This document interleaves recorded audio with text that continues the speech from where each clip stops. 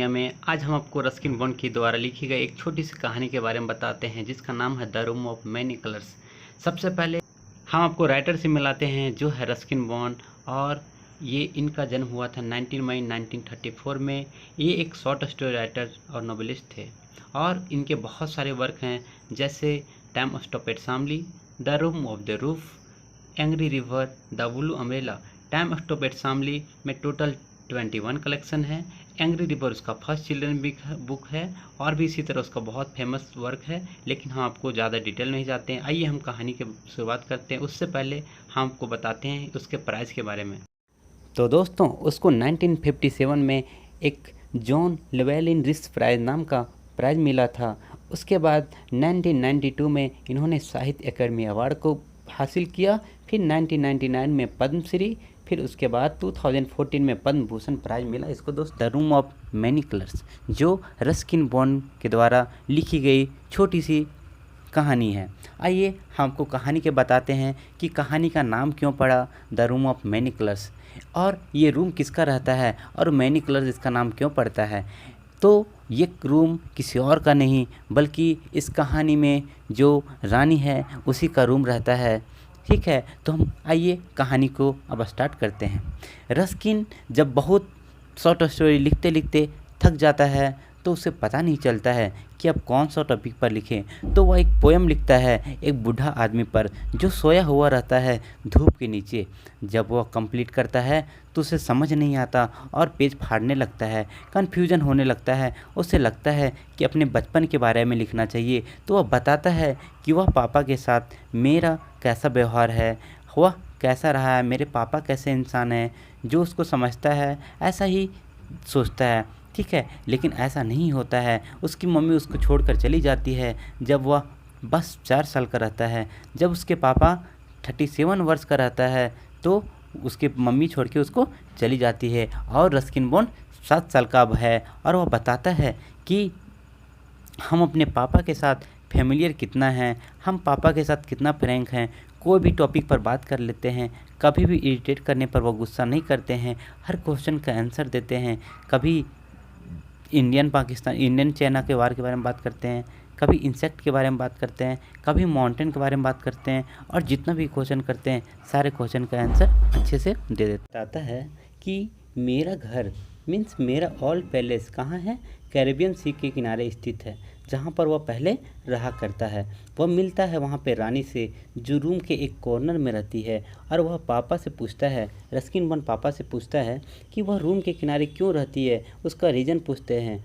तो पापा उसके क्या बताते हैं कि रानी महल का एक सर्वेंट से प्यार करती थी और उसका भी नाम आ जाएगा, बस कहानी में आप हमारे साथ बने रहिए।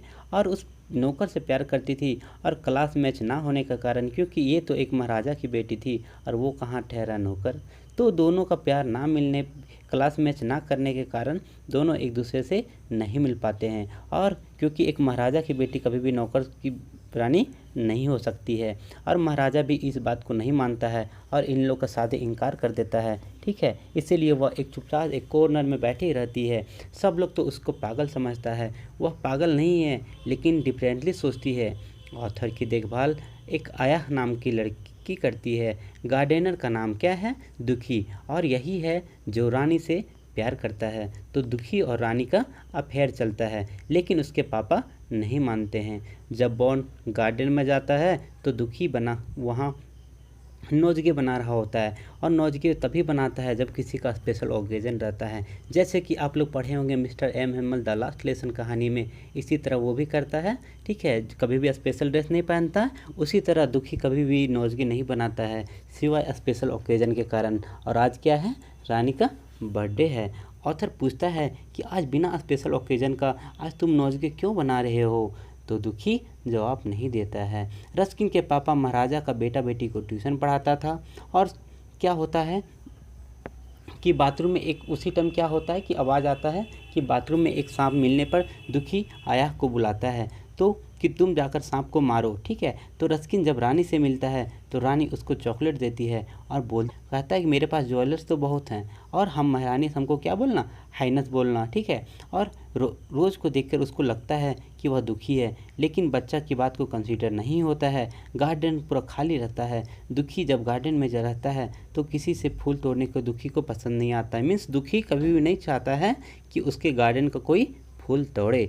अपने आप को ही वह पनिश कर देता है। जब भी गार्डन का कोई फूल तोड़ता है तो गार्डनर जो दुखी है वो अपने आप को ही पनिश कर लेता है। वह किसी को डांटता नहीं है, लेकिन अपने आप को ही नुकसान पहुंचा देता है। वह जब पहली बार रानी से मिलता है तो रस्किन को रानी बताती है कि तुम फूल मत तोड़ना, क्योंकि गुस्सा होकर क्या कर लेगा, खुद को हार्म कर लेगा। बच्चा क्या करता है, एक दिन जाता है लेकिन कुछ नहीं बोलता है, ठीक है।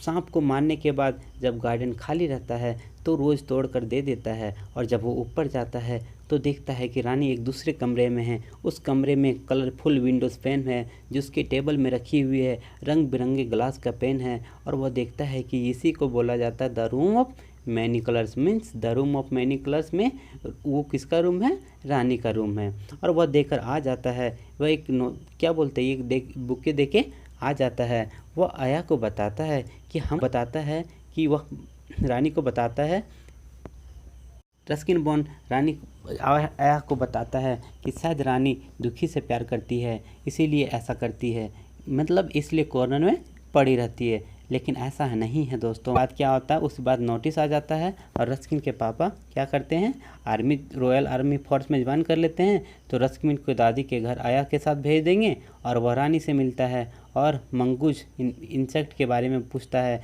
रानी कहती है कि सारी प्रिंसेस मरने के बाद स्नेक बन जाती है और जाने के समय वह गुड बाय बोलता है। तो रानी उसको थैंक्स बोल देती है और यहीं आपकी कहानी ख़त्म हो जाती है। तो मिलते हैं आपको अगले वीडियो के साथ। फिलहाल बने रहिए और हमारे चैनल को सब्सक्राइब कीजिए। धन्यवाद।